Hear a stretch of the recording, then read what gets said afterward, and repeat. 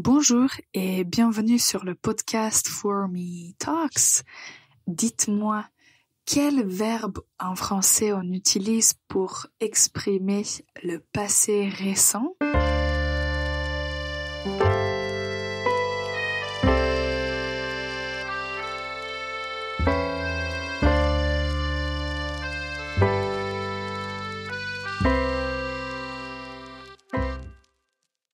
Bonjour et bienvenue pour ce nouvel épisode du podcast For Me Talks, le podcast pour les apprenants de la langue française.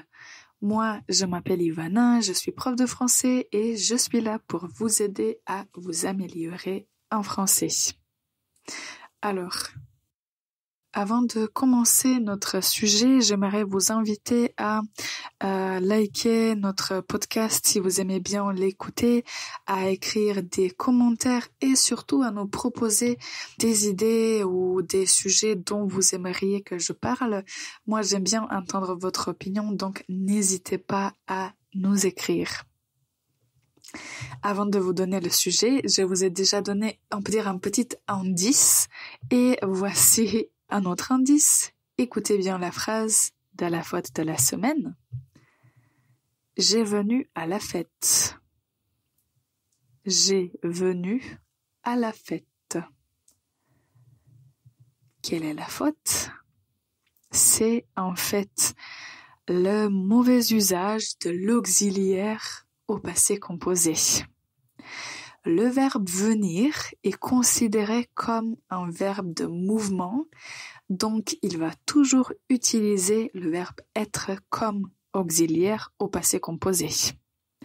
Donc la phrase correcte va être « Je suis venu à la fête ». Je suis venu à la fête. Je remarque souvent que certains apprenants intermédiaires, quand ils veulent parler, disons, plus vite ou juste essayer de s'exprimer avec plus de fluidité, on oublie de faire attention aux verbes qu'on utilise.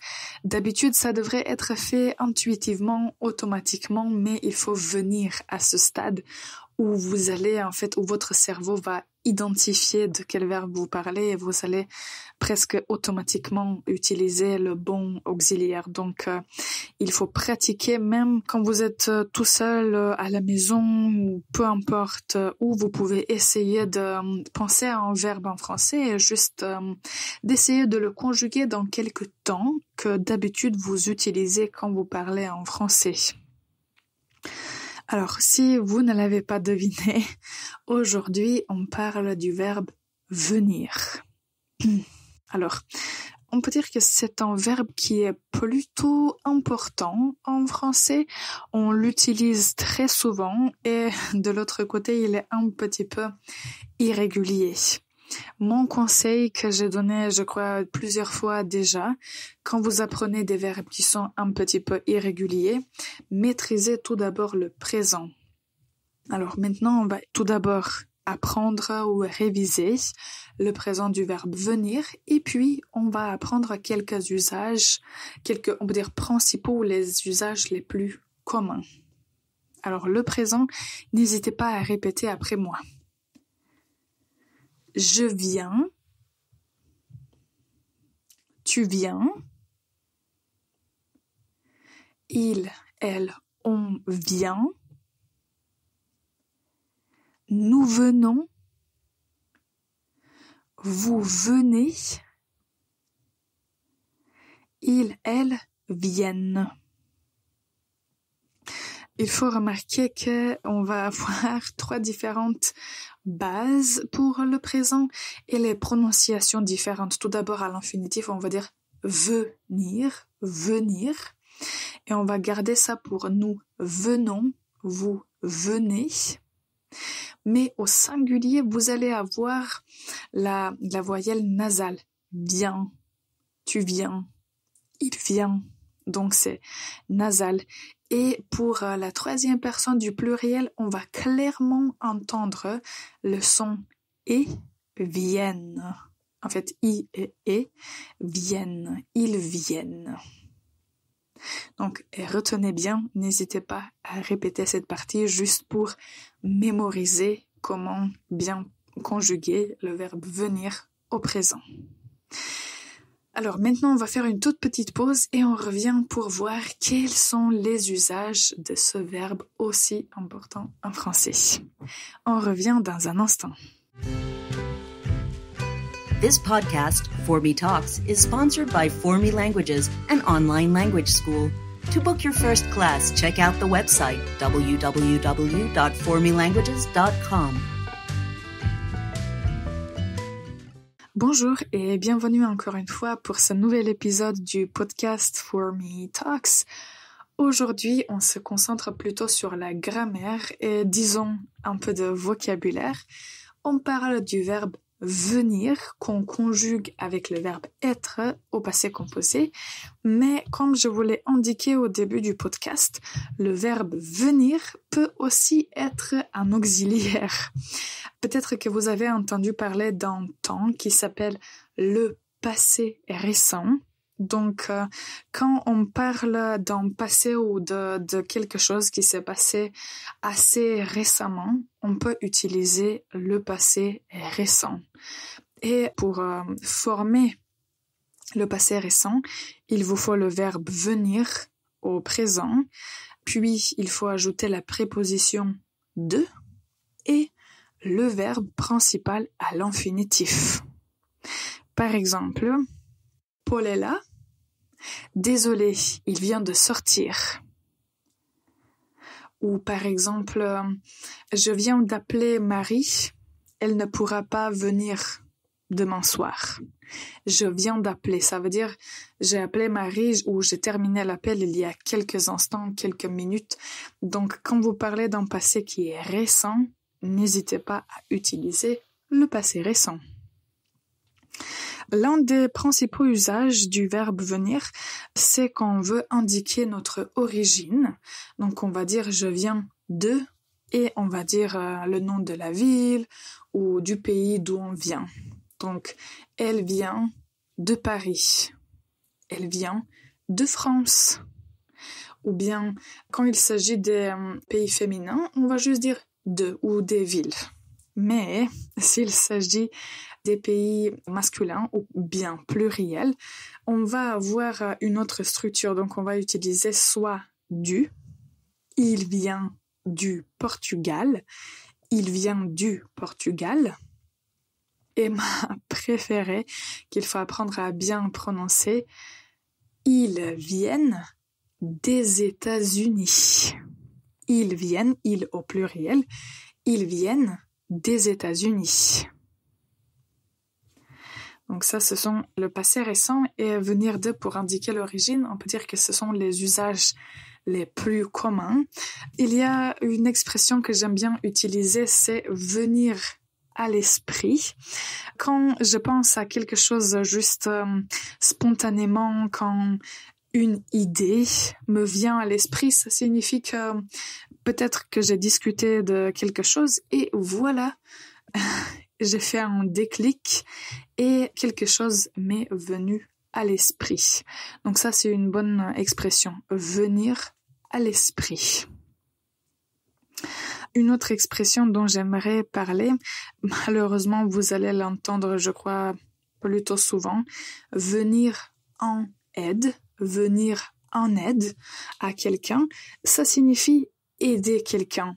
D'habitude, vous allez l'entendre aux infos, si vous regardez la télé ou dans les journaux.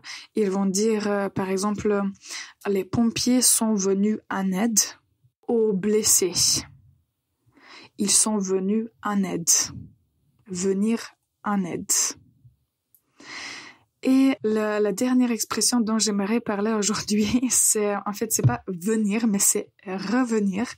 Et c'est aussi une expression que j'aime bien et que un de mes profs à l'université a utilisé de temps en temps.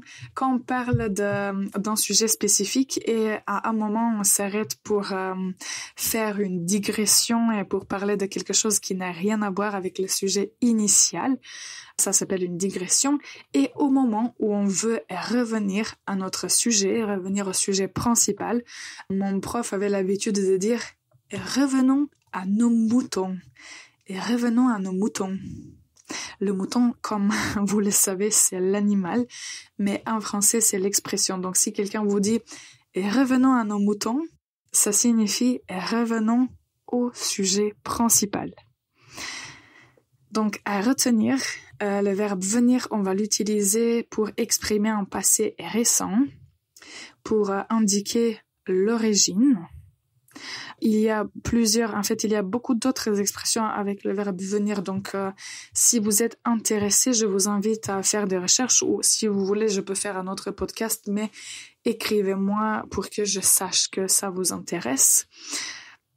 J'ai mentionné l'expression venir à l'esprit, venir en aide à quelqu'un et revenir à ses moutons. En fait, revenons à nos moutons.